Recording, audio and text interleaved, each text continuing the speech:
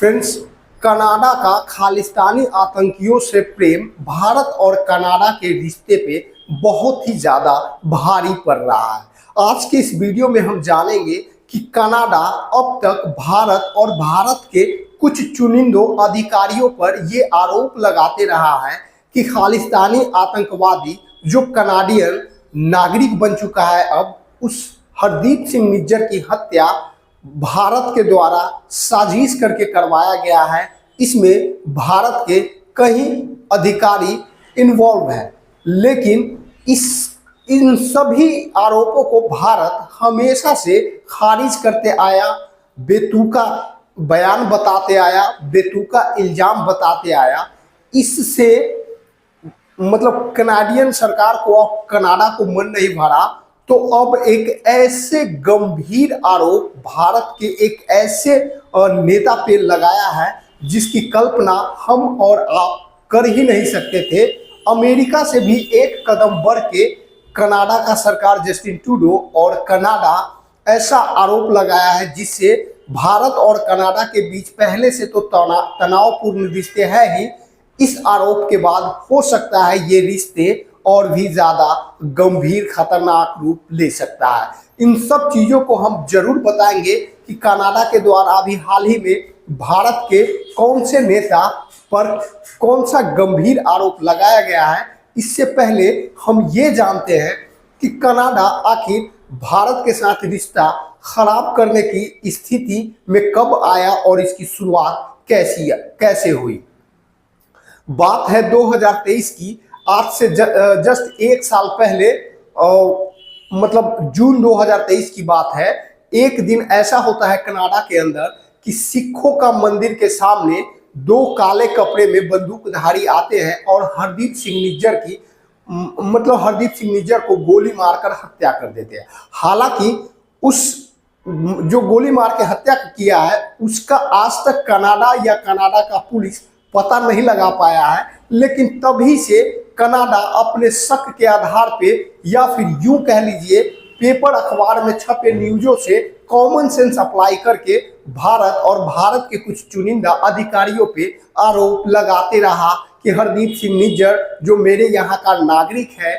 उसका गोली मार के हत्या करने के पीछे भारत का साजिश है और भारत के इसमें कुछ अधिकारी इन्वॉल्व है। हालांकि इन सब चीज़ों का हमेशा से भारत या भारत का विदेश मंत्रालय की तरफ से खारिज कर दिया गया हो, लेकिन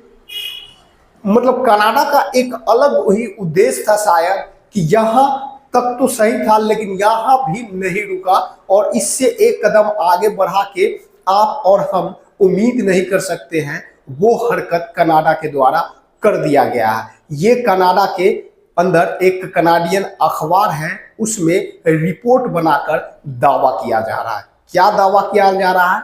तो इस बार जो कनाडा का मनगढ़ंत आरोप है वो स्वयं पीएम नरेंद्र मोदी पे है। कनाडा के एक अखबार में जिसका नाम है द ग्लोबल एंड मेल में एक रिपोर्ट में दावा किया गया है कि हरदीप सिंह निज्जर को जो गोली मार के हत्या कर दी गई थी, इसकी जानकारी कथित तौर पे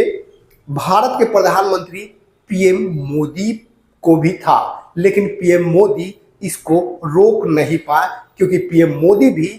ऐसा कांड हो वो चाहते थे। अब सुनिए जरा, यहाँ भी कनाडा का ये अखबार आरोप लगाने से नहीं रुकता है, बल्कि साथ में वो ये भी दावा करता है कि भारत का जो सुरक्षा सलाहकार है अजीत डोभाल जी, इनको भी इस मर्डर के बारे में पहले से पता था और साथ में भारत के विदेश मंत्री एस जयशंकर साहब को भी इसके बारे में पता था, लेकिन ये सब कुछ जानबूझकर होते देखते रहे लेकिन रोके नहीं।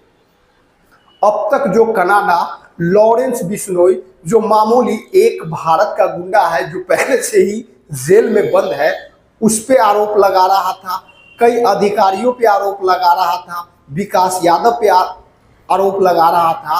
अब यहाँ पे भारत के तरफ से उसे शायद पूरी तरह से डोज नहीं दिया गया, भारत की तरफ से कुछ अच्छे ढंग से प्रतिक्रिया नहीं दिया गया पहले से शायद, इसलिए कनाडा का ये हिम्मत हो गया है कि अब डायरेक्टली भारत के प्रधानमंत्री के चरित्र को वो चैलेंज कर रहा हो। ये भारत के लिए निश्चित ही बुरी खबर है और भारत को अपना विदेश नीति में कुछ दिखाना है तो सबसे पहले अभी पूरी दुनिया में जो भी काम है उसको छोड़ के भारत सरकार को कनाडा और कनाडा के ये जस्टिन ट्रूडो को सबक सिखाना जरूरी है। अगर कनाडा या कनाडा का सरकार जस्टिन ट्रूडो को लगता है कि पीएम मोदी हो या एस जयशंकर साहब हो या अजीत डोभाल साहब हो, इन लोगों के जानकारी रहते हुए हरदीप सिंह निज्जर की मौत होती है और ये गलत है क्योंकि कनाडा का नागरिक था, तो सबसे पहले मैं आपको एक रिक्वेस्ट करना चाहता हूं कनाडियन प्रधानमंत्री जस्टिन ट्रूडो, आप एक बेवकूफ किस्म के इंसान हैं क्योंकि अगर इन सारे मामले में देखा जाए तो सबसे बड़ा आरोपी और सबसे बड़ा दोषी आप स्वयं हैं। आपको तो भारत सरकार के द्वारा भारत के वांटेड लिस्ट में सबसे टॉप पे रख देना चाहिए। आपको पहले से पता था कि हरदीप सिंह निज्जर भारत का मोस्ट वांटेड क्रिमिनल है, आतंकवादी है जो भारत को हमेशा तोड़ने की बात करता है और उस पे यूएपीए के तहत यहाँ पे केस चल रहा है, तो उसको आप अपना नागरिकता दिए ही क्यों आप अपना नागरिक बनाए? यानी कि आप किसी दूसरे देश के आतंकवादी को, क्रिमिनल को आप सपोर्ट करते हो, देश से दुश्मनी करना चाहते हो, तो सबसे पहला गुनाहगार तो जस्टिन ट्रूडो है। जस्टिन ट्रूडो ना एक आतंकवादी को मतलब अपना नागरिकता देता और ना उसको सपोर्ट करता और न ही बात यहाँ तक आती। तो ओवरऑल भारत सरकार को ये तय करना होगा कि कब तक आप अपना इंसल्ट सहते रहोगे। ये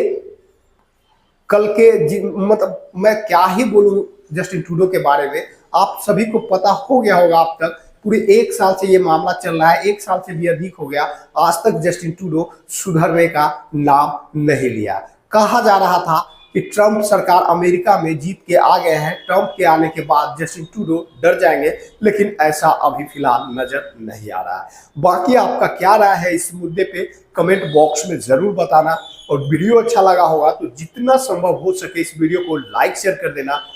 और इसी तरह के नए अपडेट के लिए चैनल को सब्सक्राइब करके बेल आइकन को जरूर प्रेस कर देना ताकि इसी तरह के आने वाले नए वीडियो का नोटिफिकेशन आपको सबसे पहले मिल जाए। इसी के साथ आज का वीडियो समाप्त होता है। मिलते हैं किसी नेक्स्ट वीडियो में नेक्स्ट अपडेट के साथ, तब तक के लिए जय हिंद।